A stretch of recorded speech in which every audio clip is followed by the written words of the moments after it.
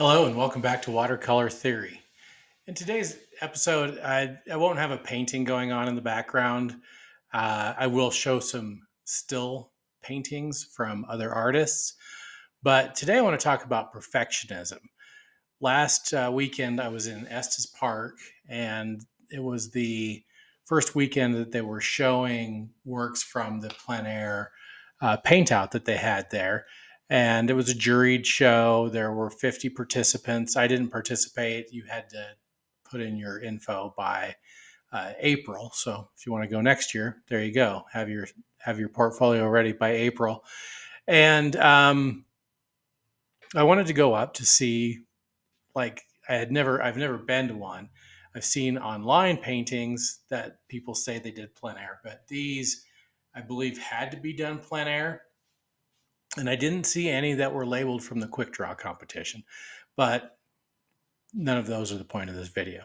I got to go up, and one of the biggest surprises I got was I walked in and I'm looking around and I looked up and I saw a name I recognized, not from a local art scene, although there was one of those as well, but a national artist, Richard Sneery from Kansas City, Missouri, I believe. And he's probably one of the top, I don't know, 5, 10 watercolor painters in the US. And so I saw his name, got to look over his work, walked around, and then saw him walk out of the back. He had been varnishing, clear coating a couple of his paintings and was bringing them out before heading off to, he wasn't heading out to San Francisco for the Labor Day weekend show. Or was he going? Sonoma, California. So I only got to ask him how long it took him to do one of the paintings. And I'll show that painting here. It's of an inn hotel, not the Stanley, and a different hotel in Estes Park. So he said that painting took him 3 hours.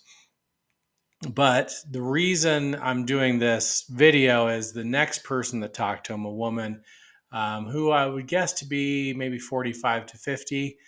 And she had two statements. She said, "I want to get back into watercolor, but I'm too much of a perfectionist, and watercolor, I feel like I don't have control." So those are the 2 points of the video. So if you're still tuned in, thank you. Again, this isn't going to have any kind of painting going on in the background. Another thing I'm trying to do with this video is keep on track. I have a tendency to kind of go all over the place. And I was recently watching a video by Mark Manson, who wrote the book, The Subtle Art of Not Giving a Shut Your Mouth. And he he said if he does 1 to 2 scripts a day, they're really good. The third one starts to get a little wonky. And by the time he's done 4, his brain turns to mush. And I'm like, this guy is an author. He's written at least 3 books, and he does this more than I do, and he's following a script. So maybe I should do that as well. So, in keeping with that, I'm going to try to follow with my script. So, I'll read a little bit here.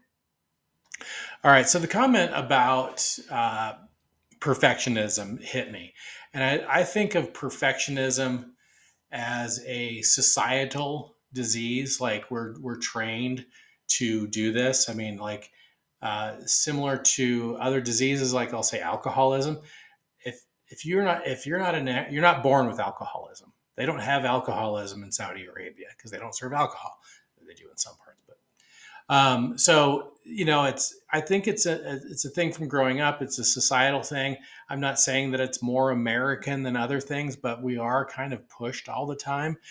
And kudos to her for knowing that element about herself, and her perfectionism and controlling behaviors have probably got her pretty far in life, but now she's maybe wanting to unwind and just can't do it. And how do you do that?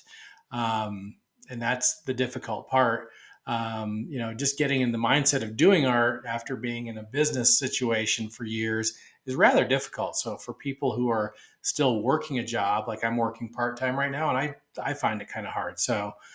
Um, so perfectionism is, I think, a fear of judgment. So for me, fear of judgment, I don't want to finish something because somebody's going to, try to tear me down. But if I say, "Oh, it's not done," I can get away with that. Perfectionism, as in things have to be just so, or it's not worthy of my name. Um, and but I want to talk about perfectionism from the other side, from the viewer's side. You don't know what the viewer is going to want. I mean, and obviously you're the storyteller here, but to draw in every single element might make it cluttered.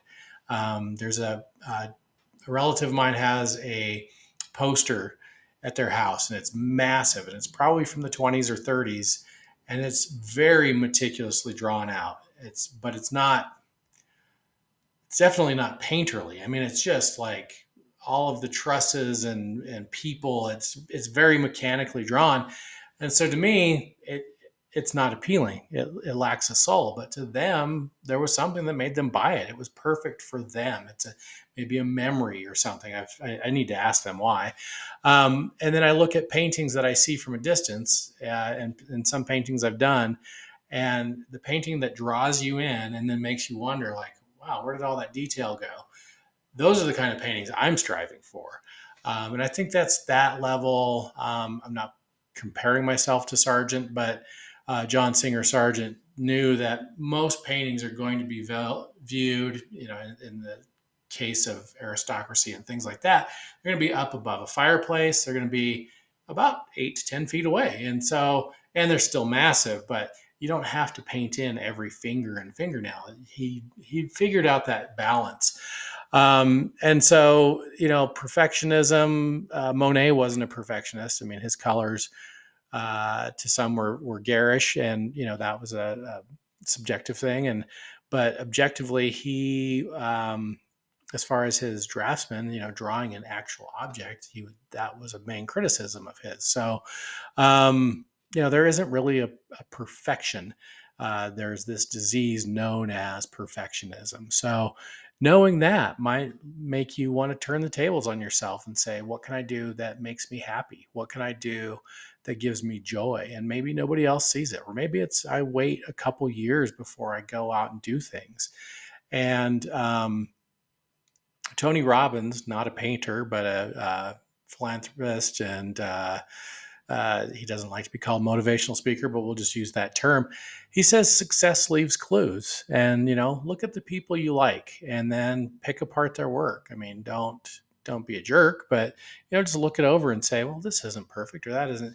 Especially if you can find something like, what are they leaving out? Learn from them what isn't there, and also learn that you're on your journey. Say you're at the like for me, I'm less than 2 years into my watercolor journey. So I can't look at Richard Sneery's work or Jeff Allen or Joseph Zbrukovich and compare myself. I mean, Joseph Zbrukovich won his first art competition, major one, in 1980. I mean, he was about to turn 30. He wrote his book when he was about to turn 50. So I don't judge myself by his standard. Now, if I can find something that is kind of comparable, or if I find a composition, I might take on, using a little bit of his color techniques. So respecting where you are in your journey is very important. So again, turning those tables, judging your own artwork as if you're not right here in front of it. You can't see my microphone. Like, we're as painters, we're right here. I'm just going to go the other way. We're right here. We're painting, arm's length. If you're, acrylic or oil, you might have a long brush, but more than likely you're 2 feet away. And so you're judging it harshly. And so you need to put it away. You need to look at it in the mirror. You need to separate yourself. And you need probably a critique group or a mastermind group to help you overcome and also learn what to leave out. And then, like I said, look at other painters. Look at Joseph Z's work in Italy and then just find that place in Italy, St. Mark's Cathedral, look it up, and then just see everything he left out. I mean, there's not bricks. He didn't draw in all the bricks. He didn't draw in all the statues. So, learn, this is one of the highest standards of excellence, but it's not perfection. speaking of semantics and wording, words like perfect, exemplary, exceptional, and excellent are often thrown into the same basket. Aristotle once said excellence is a habit. It's something we do daily through consistent effort. So for years, I saw perfect as being, everything was in place. It was mechanically, meticulously drawn, and the colors were right, and things like that. And so I was looking at it from a technical standpoint. When I was an airbrush artist and graphic designer, there was a popular thing to do these exploded views of cars. And so for some reason, I thought I wanted to do that. And it's like, did I want the recognition, or did I really want to sit there and draw all those things for hours? And now I really like to get a painting done as soon as I can. But perfectionism and other mental clutter sometimes get in my way. And right now I have 6 or 7 pieces that are almost done, and I need to not do that. And I didn't do that for a while. Something it took away my confidence a little bit, and I'm having to build that up. A little bit of imposter syndrome, and then, like I said, working and painting, it's hard for me to separate. So, that being said, there's my tangent again. I'll get back here after Aristotle. So I saw perfect as all that, and now I realize that perfect is, you can have. There is no perfect pair of shoes. They're not perfect for running and perfect for dress, but these particular shoes are perfect for what they do. There's perfect as far as holding yourself to a standard where your output is perfect based on where you currently are in your journey. Richard Sneery went professional or quit his job, whatever we want to call it, in 2011. So for 13 years, he has been professionally painting, and that's all he is doing. So I look at myself, I'm not even 2 years in yet. It's not fair to compare me. And if I say that's the benchmark, I'm 2 out of 11. Did I say 11 years? 2 out of 13 years on my journey. So, it's I'm still in the learning process, and he might say he's still in the learning process as well. So it's giving yourself that element. Um, so there's a painting of Charlie Russell's by Charlie Russell called "In Without Knocking," and it's been around me my whole life. Not the original, but a copy. My dad had a copy of it, and I'm seeing this through the eyes of a child. But I own that now. I don't own his copy. I own one that's actually a reproduction. So I don't know if his was a master copy, because in the 70s, photo reproduction wasn't that great. But anyway, I grew up around it, and I loved it was very dynamic. It had great energy. It has contrast. It has colors that, I'm like really surprised he used. They were almost in some areas an impressionistic palette, having pink hues and violets and, blues and green, in places that are, you picture Western painting, and you don't, you think, well, much more Remington. Remington's colors were darker. And I think for me, Russell was the better painter. Remington was the better illustrator. And again, with the color palette he chose, it was very impressionistic. But Montana in 1909, when he finished this painting, I mean, it's likely he had heard of Monet, but seeing anything, like, I don't know that he went to New York and saw an exhibition of Monet's work. So I don't know if he came up with this color palette on his own, or because I think he was primarily self-taught. To me, he's my favorite of all the Western artists, the older school. But like, if somebody like Mark Maggiore, who's a modern or contemporary Western painter, probably the best right now. He recently sold a painting at a one-man show for $500,000, and he's still living. I mean, I think he's younger than I am. I think he used to be a rock star, and then music wasn't paying off, so then he became a painter. I'm like, wow, what a life, So, but the In Without Knocking is perfect as it is, but there's like you can see where there's a leg out of place, another one where it's like the leg was put wrong and then he kind of wiped it off, but then put it here. So it's like got two legs. And in some areas that adds motion. In some areas it's like, well, I haven't noticed that I didn't notice some of the stuff for about 50 years. I had it hanging next to my desk when I lived in Montana, and I would look at it all the time. And for a while, I thought about doing master copies in watercolor of Russell's work, but I have so many different ideas that have gone by the wayside. But anyway, there's an element of it's perfect just the way it is, even though no singular element of it is perfect. And there's also that personal connection, which adds to the perfect quality of it. So, and I think that's more what the perfectionism is. And with 8 billion people on the planet, you're going to find somebody who your work resonates with. It might take some time because we're all kind of fighting for bandwidth. We're all fighting for attention. But in the case of this lady, if you're just working from home, nobody knows that your work isn't perfect, but you're never going to attain perfection if you don't pick up a brush. Um, let's see. So, giving ourselves permission, um, how do we do that? And you need to just give yourself permission to fail, permission to, um, not execute it will change your expectations for one and give yourself a bit of a break.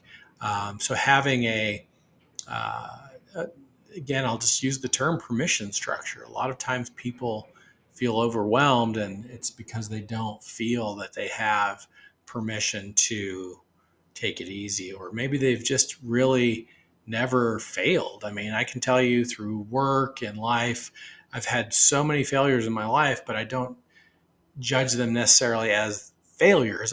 They were just different learning points. They were turning points and learning points in my life.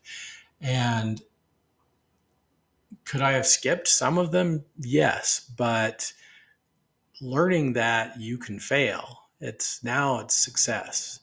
And maybe that was her fear. I fear my success being taken away. Like I'm going to get to that point and then somebody's going to say I'm a fraud or so that's my damage is that's where I am. It's not about perfection. It's about being tore down that I get kicked out of the tribe or whatever happens. These are conversations with the therapist, I guess. But so those are my reasons for avoiding.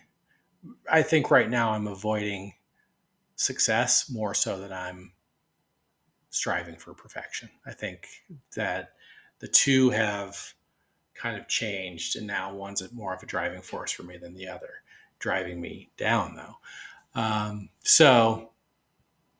But seeing, if somebody else says, "Oh, I like this," accept with gratitude. If somebody gives you a, a nicely delivered critique, accept with gratitude and learn.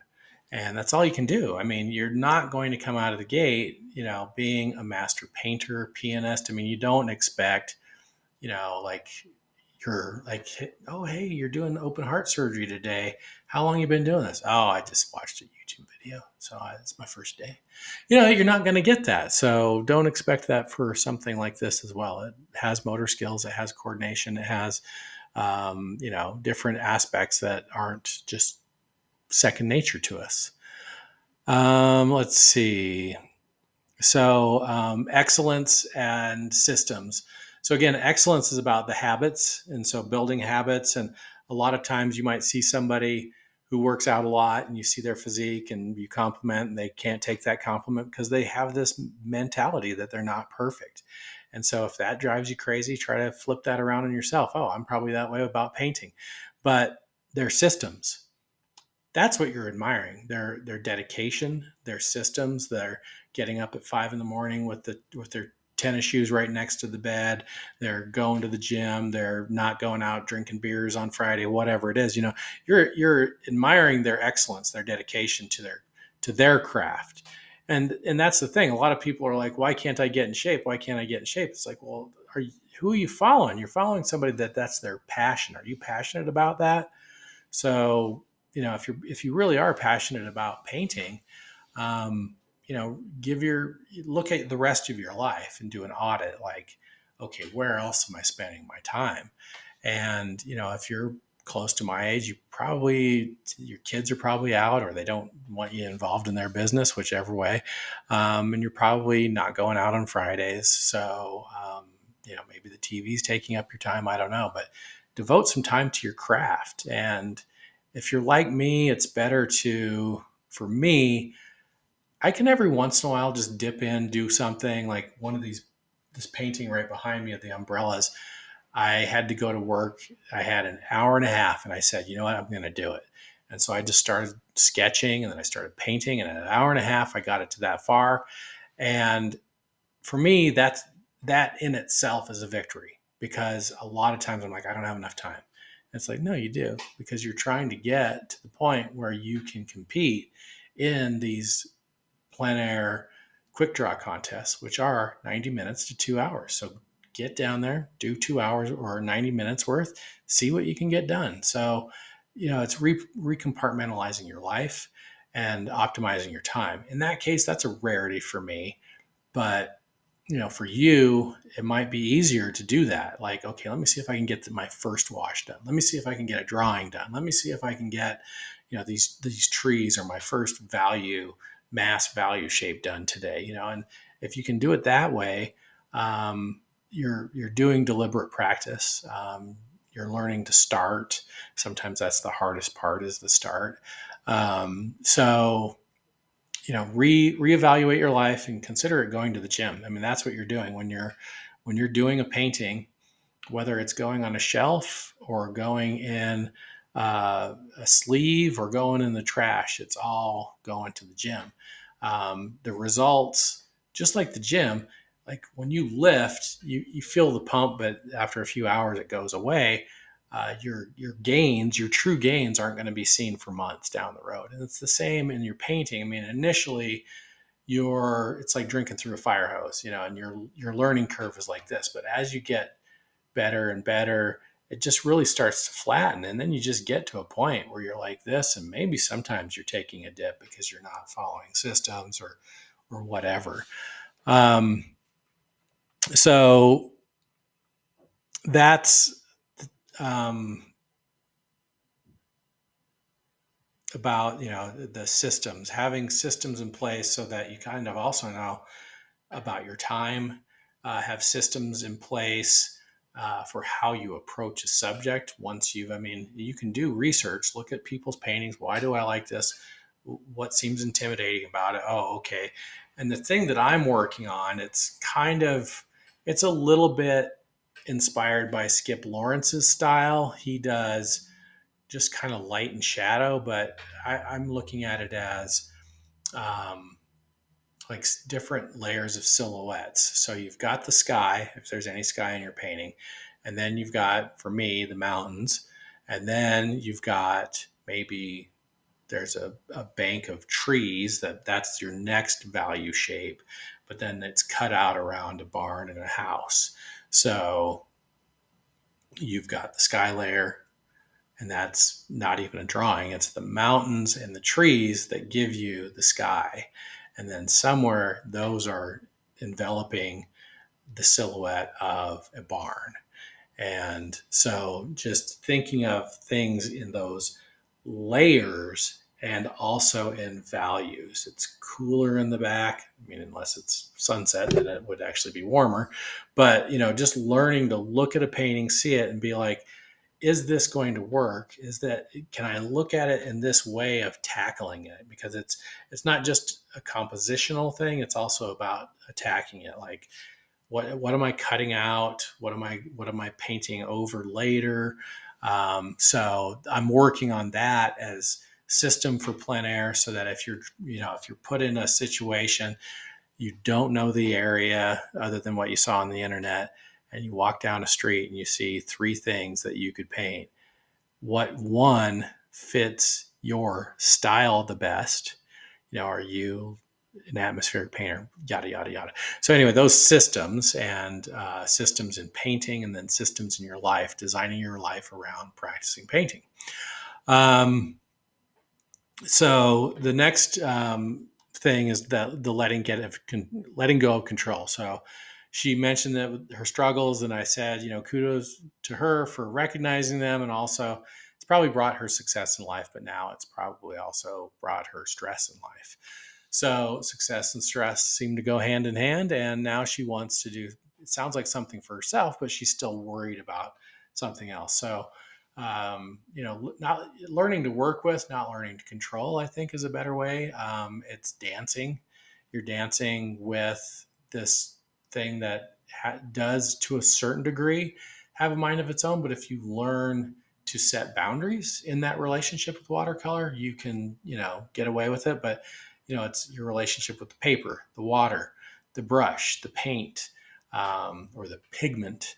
And, different pigments, some pigments you put down manganese blue in water and it barely moves, and it just goes sedimentary and it just sits there because it's a granulating blue. You do the same thing with phthalo blue and it's like boom, or Venetian red, boom. So, it's just learning behaviors. Your paints are like children's. Like children. You've got phthalo and manganese, they're twins, very different behaviors. And then you got Venetian red, redheaded stepchild, same thing. Unpredictable. You just have to learn those pigments. And that's also why staying with a smaller palette is easier in the beginning, learning the behaviors of your children, and treating each of them differently, not trying to make all your children behave the same. That's controlling. So don't ask them to change their nature. Learn to work with their nature. So my thing is a partnership. Let's see.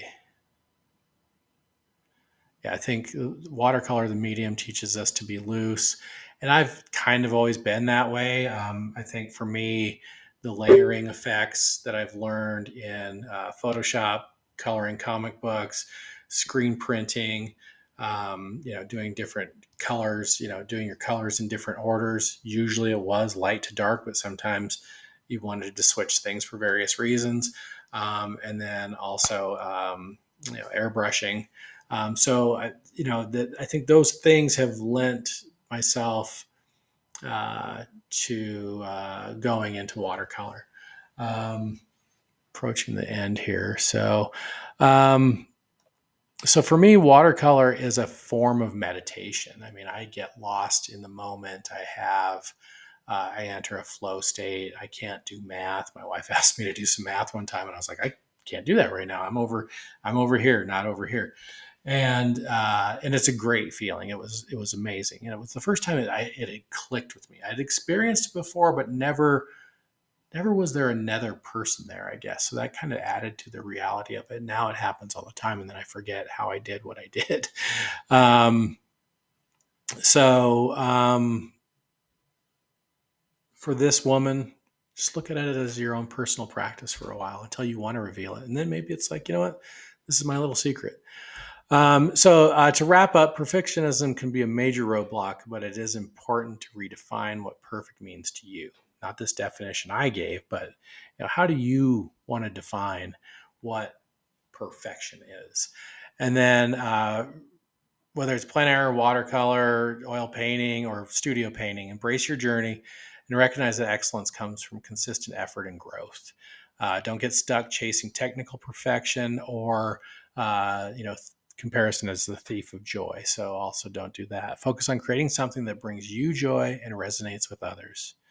So thanks for watching. If this resonated with you, please like, share, and if you haven't subscribed yet, please do. And until next time, lovely to see you again, my friend.